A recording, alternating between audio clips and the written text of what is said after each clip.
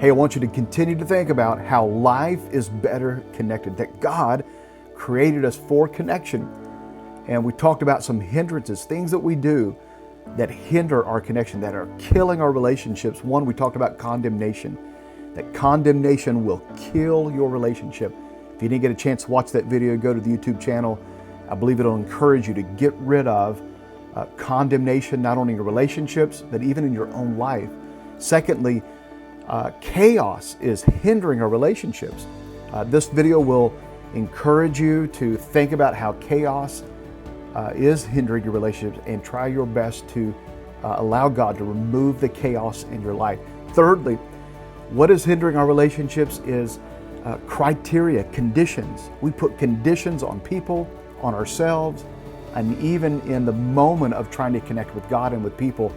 And those conditions, that criteria, is hindering our relationships. Think about this. Why is it that we, before we can connect with a friend, a spouse, children, or parents, people in church, at work, that we expect a certain condition to be met before we can truly connect with them? This is putting a strain, and it is hindering our relationships. Do people have to dress like you, look like you, in order for you to make a connection with them? Do they have to like the same things that you like before you can establish a connection with them? Do they have to make the same kind of money that you make in order for you to connect with them? Are you open to allow someone who looks different than you, talks different than you, has a different story or background than you do? Are you open to allow them to connect with you? God may want you to connect with someone who may not look like you. Listen, God wants us to lead our relationships different than the way our society relates to one another. God wants us to connect in a different way. Our society has a tendency to treat people different, pick favorites based on social class or other criteria or other conditions. People may think, I only want to hang out with people who wear Louis Vuitton or Gucci or drive Mercedes. Or the opposite of that is true. People don't want to connect with people who like nice things or can afford nice things. But this was no different than what happened even in the early church. The Bible shows us where there was criteria and conditions, and God was breaking down those barriers. Acts chapter 10 in verse 34, it was Peter who God gave him a vision, and through that vision and Cornelius connecting with him, here was a non-Jew and a Jew, and God was going to break down that barrier. You can go back and read that story, read what happened there in that situation, but here was the outcome. Acts chapter 10, 34, his eyes were open and he had a mindset shift because he was forming favoritism. He was saying, he was putting criteria on who could be a Christian, who could be a worshiper. And God was showing Peter, I want to remove that kind of mindset from you. I want you, and I want to connect with all people. And this was the revelation. This was what God was showing Peter. He had a mindset shift, and he said, now I realize, and how true it is, that God does not show favoritism.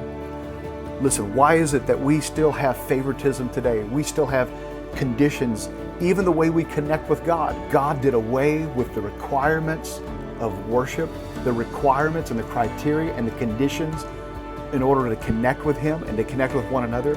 Can you imagine in the Old Testament, people standing in the outer court, waiting on someone else to worship for them? That unless they were not, these people were from the same nation, but they had tribes within their nation. And unless you were a Levite, you could not go into the presence of God.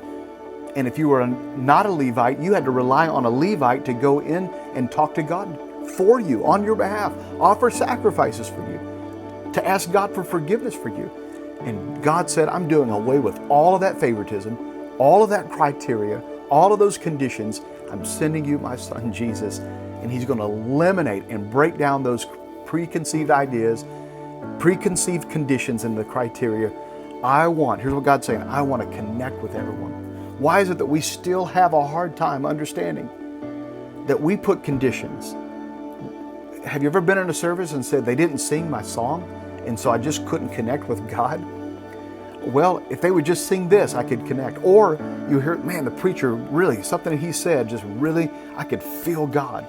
Well, you should be able to feel God regardless of what is sung, regardless of what is said, because God's heart is to break down all those conditions and say, you have access to me. There's no requirements. There's no criteria. I am ready to connect with you. And how much more should we not show favoritism or put conditions and criteria on other people and on our relationships? I wonder if we could have an open policy to say anyone can have the opportunity to connect with me. I'm not locked in to certain criteria or conditions in order for me to connect with someone. I promise you that your relationships will be healthier and stronger, and you'll have greater connection if we can live and do and act and connect with people the way God connects with us.